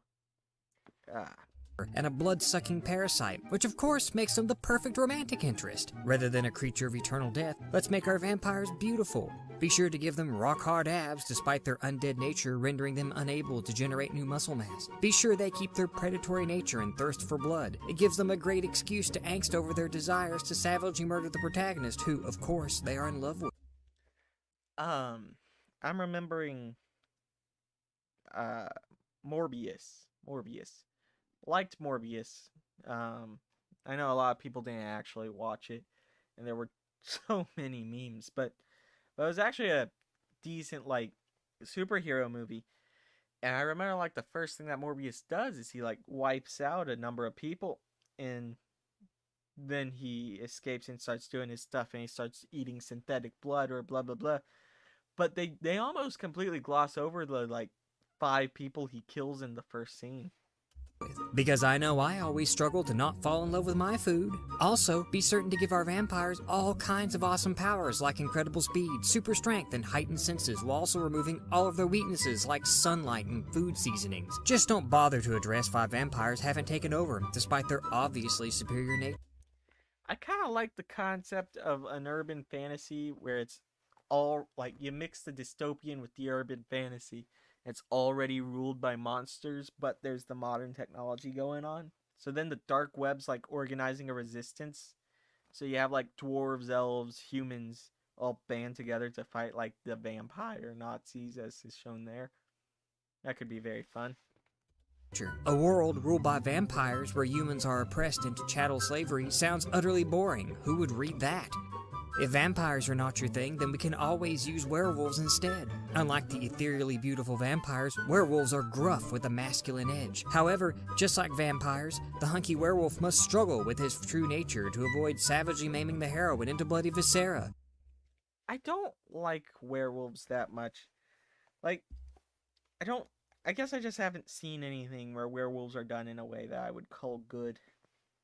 How romantic! Now, just like with vampires, we should remove all drawbacks to being a werewolf, as well as get rid of any weaknesses. No need to address that our werewolf would, actually smell like a wolf. However, the most important thing to remember when adding werewolf characters is to never actually read up on wolf physiology and behavior and completely ignore complex pack social dynamics. After all, this is an escapist romantic fantasy, not a biology lesson. Now, if we can't decide between werewolves or vampires, then that's fine. We just add both. But does a story really need a love triangle? Of course not, when we can have a love dodecahedron. Does a story really need a love triangle? Of course not, when we can... Okay, let's take a look at this. I see the alien from the last one, the random dude from the last one. 3 humans, anti-hero, 2 anti-heroes, a superhero, the chick lady, vampire, demon, wolf, fire. You can't see that clearly. Fire hydrant, and an angel, I guess. There's one female here. Have a love dodecahedron. Not only can we have a vampire and werewolf competing for the affection of the protagonist, but we can also have a normal bad boy alpha male, a hunky wizard, a handsome billionaire who peddles in the occult, a buff government operative, the ripped local detective, an archangel, an incubus, and the list goes on and on until the protagonist's life. I like the Eldritch Horror thrown in. What did I just do? It's fine. Is filled with a harem of attractive men. With an army of models pining over our protagonist, we can now detail our main character. This is actually super easy. Just copy our protagonist from the dystopian setting and dress her in leather. Make her a teenage girl with ordinary looks and no discernible personality, but is still inexplicably the setting's chosen one. Rather than local law enforcement, experienced occult societies, or government authorities dealing with the supernatural elements of the setting, it's up to a single teenager to protect the world. For a case of the kind of urban fantasy that's really good, I would recommend Gargoyles, which is like a cartoon from the 80s, I think. Maybe 90s, not sure. Fantastic cartoon where the protagonists are all gargoyles, and there's an Illuminati going on. There's an Illuminati going on. There's this, there's that, there's the other thing. I can't just this, that, and the other thing explaining a show. There's an Illuminati, there's a rich guy, there's the government, and they're all like kind of interacting with the gargoyles. There's also other supernatural forces, and it's like there's so many things going on, and it nails it perfectly. Yeah.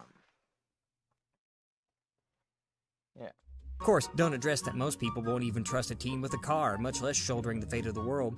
But she can handle it with her vast array of special powers that are vague enough to resolve the plot and break out of whatever corner you write yourself into. Speaking of powers, make sure this is the only way to deal with the supernatural elements of the setting. Have firearms and all forms of modern military weapons be completely useless in stopping our paranormal...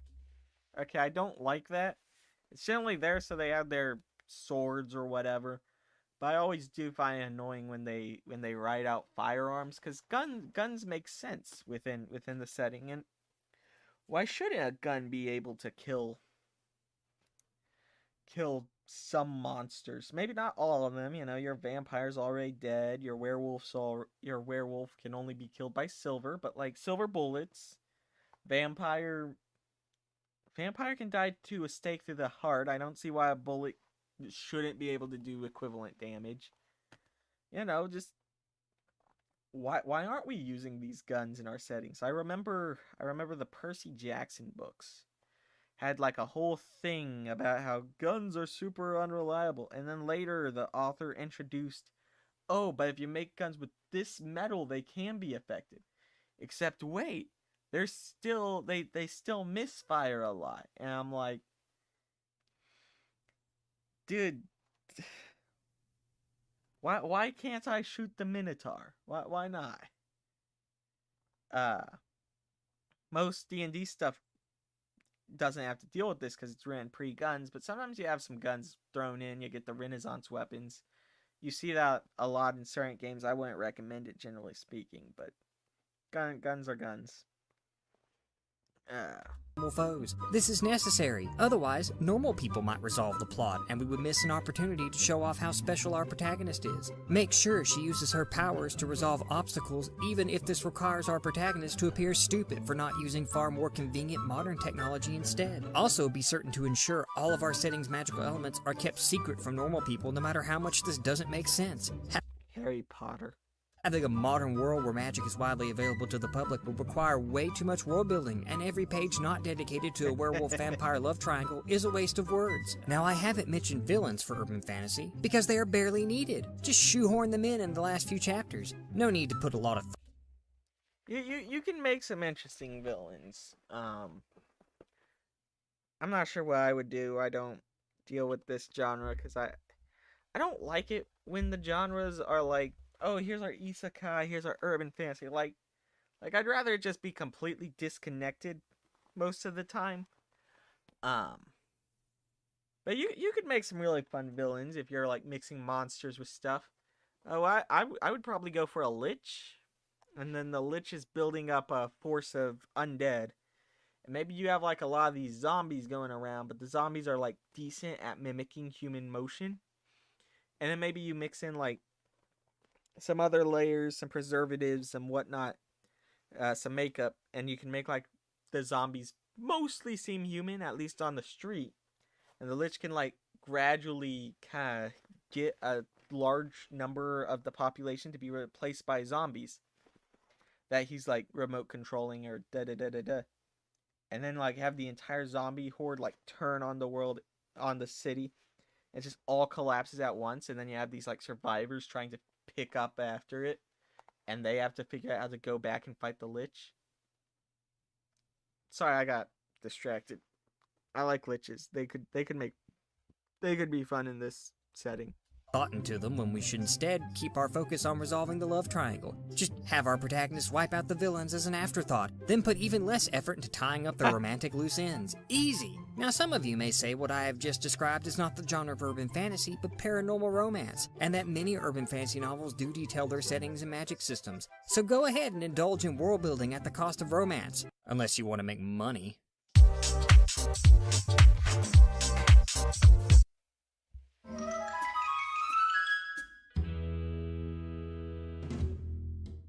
It's almost Halloween, so what better way to celebrate this godless pagan holiday than to write a horror story?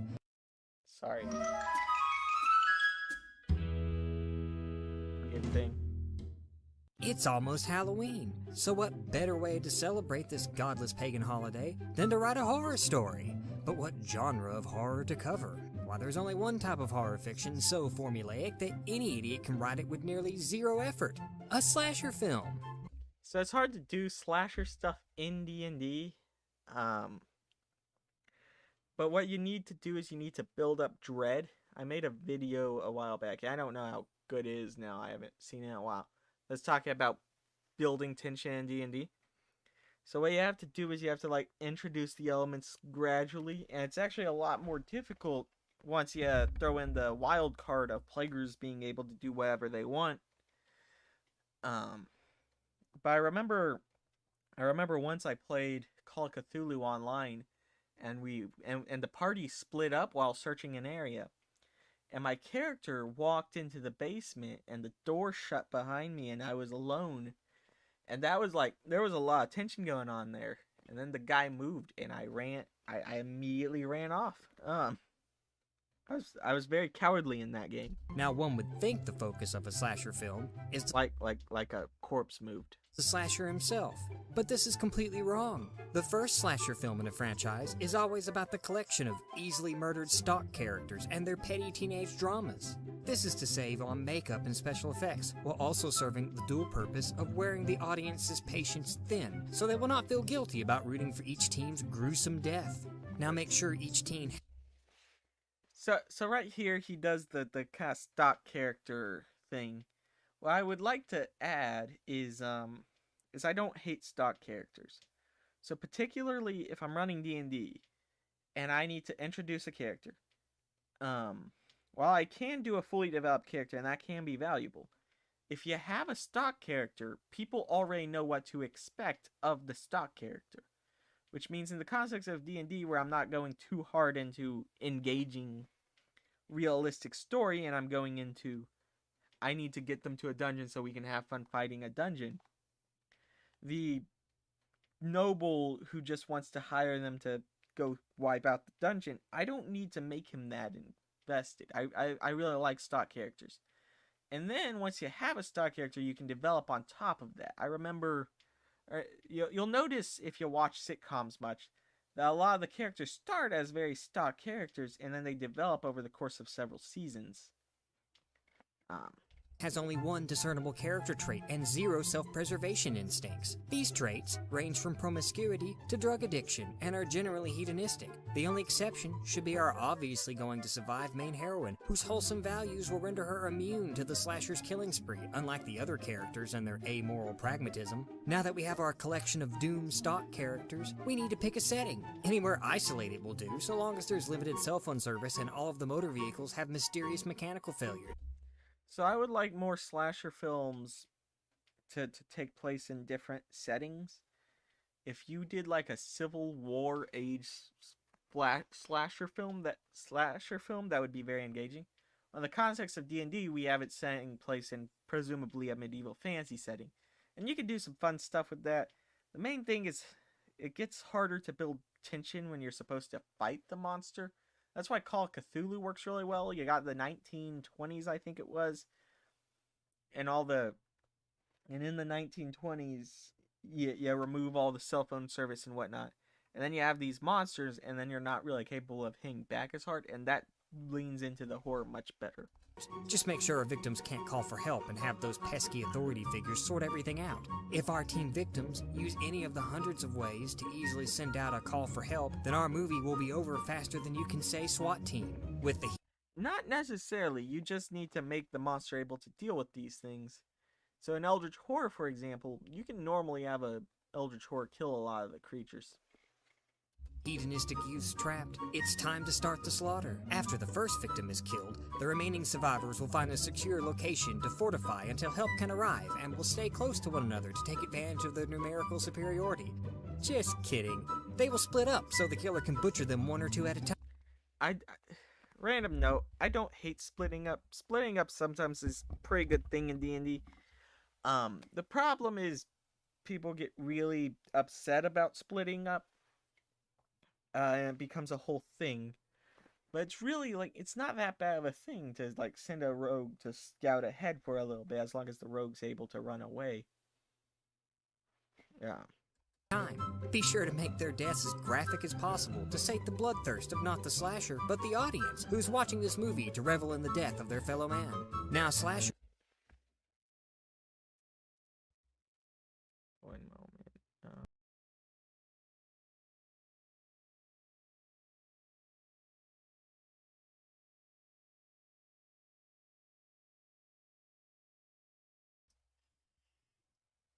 Sorry, needed to do a thing. There we go. are all about style. They could use firearms, but that's boringly efficient. Instead, they should use a common tool of some kind that... Okay, so for fantasy, I actually would recommend making a really interesting magical means of death. Think about it this way. Pretend for a second we get a slasher we do a slasher format in a medieval fantasy, and we use, say, I don't know, Ravenloft or something to get the right mix of power and stuff. And none of this works in It generally doesn't work that well in 5th edition. I wouldn't recommend 5th edition for any of this. But well, let's say we want to do our medieval fantasy slasher session. Picture a guy that can just channel lightning into punches. Like, that alone could be a pretty brutal way of killing characters. I'd also recommend axes. Axes are fun. Would probably break down if someone tried to use it as a weapon. Some slashers have a supernatural ability to stop their chainsaws from dying. Nor should a slasher suffer the indignity of actually chasing their prey. Slashers do not run, they saunter. Don't worry, another supernatural slasher ability is to fold space so they can appear when least expected to deal the killing blow. This jump scare teleportation does not work on the main character though, as her purity cancels. Okay, I don't like the teleportation. I like it when the distances can be easily followed. There was Andor the series. I remember it was really good because you had the first arc. It was like the first 3 episodes. You have 2 episodes of setup. It's a little slow paced, and then you have the 3rd episode. And what's fun about the 3rd episode is you can like track everything, including the villains' positions and stuff, throughout the entire episode, and it's actually fantastic. And like, I like being able to follow what the villains are doing while the heroes are doing something at the same time. So in Dungeons and Dragons, I try to like track where the villains are on like a hidden map or something to see how that reflects into what's going on. The villains have very consistent rules that they have to follow.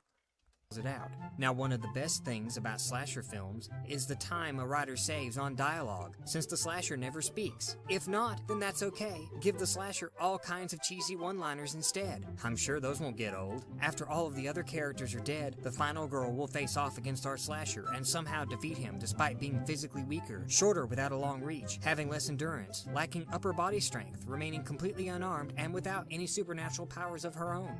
The slasher is defeated for good, or at least until the teaser just before the credits roll. With the first movie out of the way, we can now flesh out our slasher in the sequel films. Alright, I don't like sequels a lot. Sequels have a tendency to have problems if they aren't like planned from the beginning. That's all. As a general rule, keep escalating every aspect of the slasher. Each film in the series should see the slasher gain new powers, more victims, and even cheesier one-liners. Don't forget to dilute the very things that made the slasher interesting in the first place, and keep lumping on new gimmicks that become increasingly silly as each sequel progresses. By the time the 3rd film rolls around, I'm thinking about the liches again. Imagine like a lich, and like each session you keep adding on a gimmick. At the end, you have like a lich with a phantom yo-yo strangling people to death. our slasher should look almost nothing like the original. I'm sure it won't alienate old fans of the franchise. Gradually shift the focus of the movie to the slasher and glamorize him while completely ignoring the fact that he is a mass murderer. Now, eventually, we will run out of gimmicks. That's okay. Just send our slasher into space. When we can't think of new plots, we can always insert our slashers into new genres. If that fails, then we can always reboot it with somehow worse special effects. With these tips, our slasher franchise can become unkillable as the slasher himself, because the only thing that can truly defeat a slasher is poor box office returns. Yeah, he does a lot of movie references.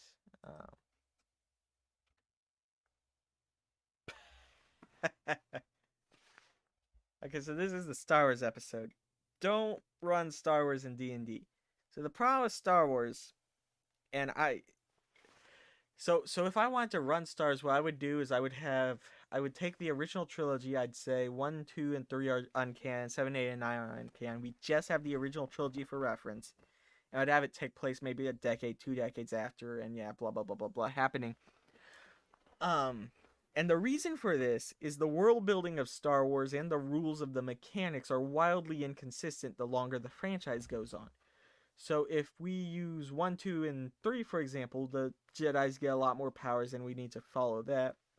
And then we add 7, 8, and 9, the amount of extra stuff that doesn't make sense and is weird really goes out of hand. So if I ever want to run sci-fi, I would run Star Frontiers. I've talked about it already in this video.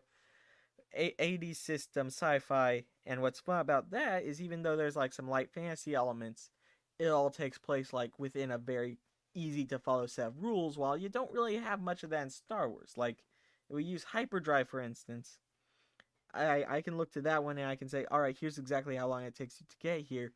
If I'm running Star Wars, hypothetically, I don't know where I'm going.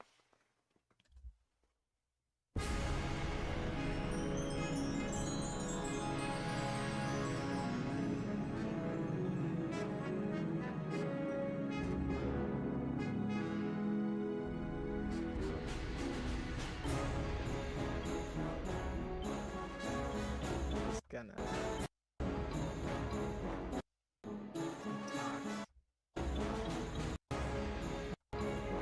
So there is stuff to learn from the text scroll of Star Wars. The first text scroll of Star Wars, like Episode 4, it's a very dense bit of exposition.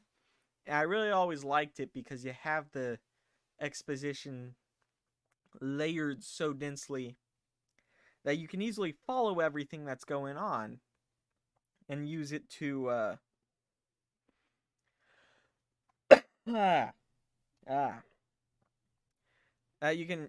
you have like a strong set for what's going on. So the thing about D&D is there's a lot of upfront world building that you sometimes have to go through, and you always want to keep that Stars format where you have like 2 paragraphs of very dense exposition to give to your players, because you don't want to make it take too long.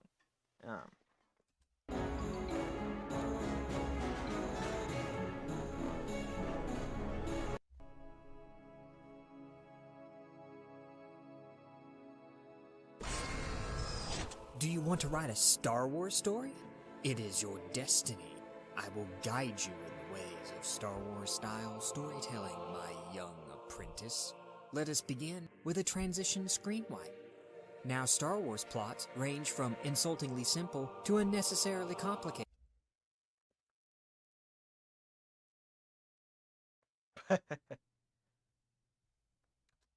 However, since the Star Wars franchise is now owned by a huge corporation, the only option is to abandon any attempt at innovation and stick to what works. This means that any new Star Wars plots should resemble something from episodes 4, 5, or 6. This makes things easy since we only have 2 possible plots. So they do a lot of imitation, but a lot of the imitation doesn't come with the same context. I don't really want to elaborate on it too hard here. There's this YouTuber called Mauler. Did great in detail dives into episode 7 and episode 8. Evil Empire builds superweapon or Evil Empire chases princess. Don't worry about having to choose between them when we can have both. Now, some may point out that the Empire is foolish for building superweapons, since every Death Star and Starkiller base build has yet to survive even a single battle. Never mind they could build enough nuclear missiles. So we ignore nuclear missiles for the purposes of Star Wars. Okay. So we ignore nuclear missiles for the purposes of Star Wars. That said, I do remember episode 9 had the downright silly reveal of an entire fleet of planet killers. Sterilize every planet in the galaxy at a fraction of the cost of a single Death Star. So let's just ignore this fact, just like the Empire does. With our plot under... Well, here's where I would go for internal consistency over logic a little bit.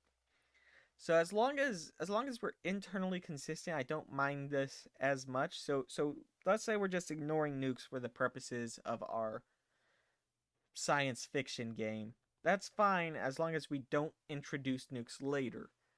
A good example of why I really don't like it in Star Wars is you will have these like elements that are like neat and it's fine, but then we introduce other elements later that contradict it. So let's use, for example, why don't the main characters ever use a shield in the original trilogy? It's because there's no shields, no biggie, we can ignore it. But then we introduce shields in episode 1, and then we introduce those full shields that the battle droids get. Not the battle droids, but the I forgot what that specific type of battle droid was called. And it's like, okay, so those clearly exist, why don't we have them over here? And that's what happens when you keep building on top of something without keeping in what happens before. We need a setting. Since Star Wars takes place in a massive galaxy full of possibilities, we have a huge amount of creative freedom. Just kidding. Let's stick with what's safe, and what's safe is simply revisiting planets from episodes 4, 5, and 6. We don't want to get out of the fans' comfort zone while ruthlessly exploiting their nostalgia. If one is feeling creative, then The potential of the thousands of planets of sci-fi should never really be forgotten. One of my favorite things to do is like look at like day-night cycle being screwed with. So there's this one thing in one of the Star Frontiers books where the entire planet, like, it has the day-night cycle. How do I explain it? And yes, I do talk about Star Frontiers a lot. It's a really nice system and setting.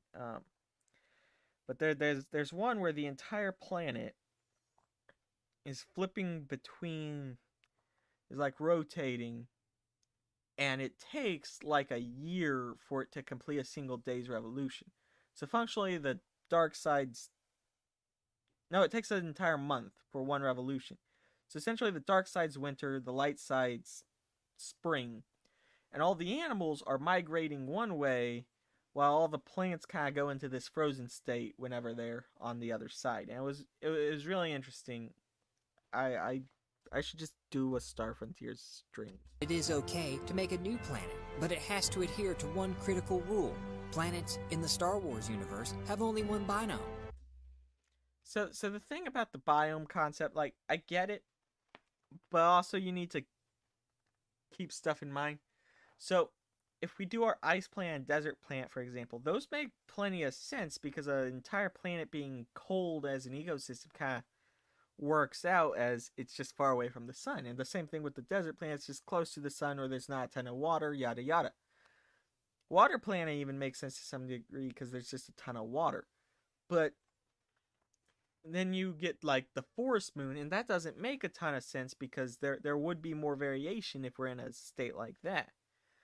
Well, I do tend to do the biome models, but it's worth thinking about. It is important to ignore the only current model we have for life-bearing planets, Earth, with its biodiversity, variety of environmental conditions, and numerous binomes. I have a bad feeling about this, is what any writer would say, but don't worry, we just need to stick with the main theme of Star Wars. On first glance, the themes of Star Wars seem obvious. The mystery and power of the Force and how it binds all living things together in harmony, how it guides us, but also has a dark side that feeds upon negative emotions, symbolically standing in for the yin-yang nature of good and evil. Then there is the ever-present theme of nature triumphing over technology, like how Luke only makes the shot on the Death Star exhaust port by ignoring the targeting computer, or how the supremely technologically powerful Empire is defeated by Okay, note on that one. Those were originally Wookiees, and then they swapped it for Ewoks to sell toys, and I'm still mad about that. teddy bears with sticks, Oh. not to mention all of the thematic allusions to the hero's journey monomyth. However, all of this is completely wrong. Star Wars has only one true theme that dominates every work within its universe. Merchandising! Every Star Wars film must include new droids, ships, and characters that can easily be turned into action figures. And that The droids is becoming more and more annoying because they go for like bigger, more deadly droids every time, but it's like, like I remember there's the commando droids that are super deadly and whatnot, and it's not clear why they don't make an entire army of the commando droids. They were just introduced to be added, and they didn't think about the implications. that's just the beginning. Then there is the tie-in books, audio plays, Okay, I don't know what the audio play is. I read that tie-in book. The Aftermath series isn't bad, but the thing is, every time they do more Star Wars, they keep kind of messing some stuff up. Aftermath is pretty good. I remember they had a couple, it was like I forgot what they were called. They'd take little breaks from the plot to talk about what characters are up to during this time. I remember the Aftermath book confirmed that Jar Jar canonically becomes a clown after episode 6. Not a joke. Jar Jar canonically becomes a clown. Chewbacca also canonically has a son who hasn't been brought up, And that was also where they introduced the what was the character called? In The Mandalorian, they had our Western character with the Mandalorian with the that had Boba Fett's armor for a bit. The Marshal. The Marshal was his name. He was actually introduced in the Aftermath book before he got added to the Mandalorian. So I think all those all the interludes, that's what they were called, were supposed to be setting up stuff that they do later, and then they ended up scrapping a bunch of it. Though I could be wrong. Additionally, I tried watching Rebels. Not that good. Television series and comics, not to mention all the video games, shirts, coffee mugs, posters. I love a good Star Wars video game. Why, I never noticed that before. What? That's a thing? And, specialized dolls. But let's not get ahead of ourselves. Let's finish the story first. This shouldn't take too long. Just stick to one or both plots I mentioned earlier. Don't worry about plot holes. We can just fill those in with the Force. Easy. I hate that. You want to minimize the plot holes. Sometimes you can't do that much for a Dungeons and Dragons game. Sometimes there's just plot holes, but you want to mitigate impact as much as possible. Stick with consistency. That's where you get the most engaging stories. After we have slapped together the plot, we need to write dialogue. I don't like Star Wars dialogue. It's coarse and rough and irritating, and it gets everywhere. But don't worry. So the dialogue varies a lot. There's nothing D&D related to the dialogue. Episodes 4, 5, and 6 were mostly okay. Episodes 1, 2, and 3 are really interesting because they have dialogue that's almost good, but then screws up. It's just not quite human while you can tell what they're going for. I remember episode 7 actually had some decent dialogue between Rey and Han Solo for a bit there. They didn't specialize as much as they didn't spend as much time on the characters as they should, but it had some good dialogue, which I really liked. I need to check that. Not important. You have the high ground. You have the power, unlimited power, to not worry about the dialogue at all, since I'm sure the editor and director will ignore it and edit in more action scenes instead. It's almost like the writing is treated as the least important part of a Star Wars movie. And that's the kind of attitude a writer needs to write a Star Wars story. I'm sorry, J.P. Bobian. It seems in your rush to get this video out that you have forgotten one important Star Wars cliché. No! Alright, that's as much time as I can devote to binging a stream no one's watching. If anyone's watching this after it goes out, props to you for listening to my idiotic ramblings. Please stick around. Let me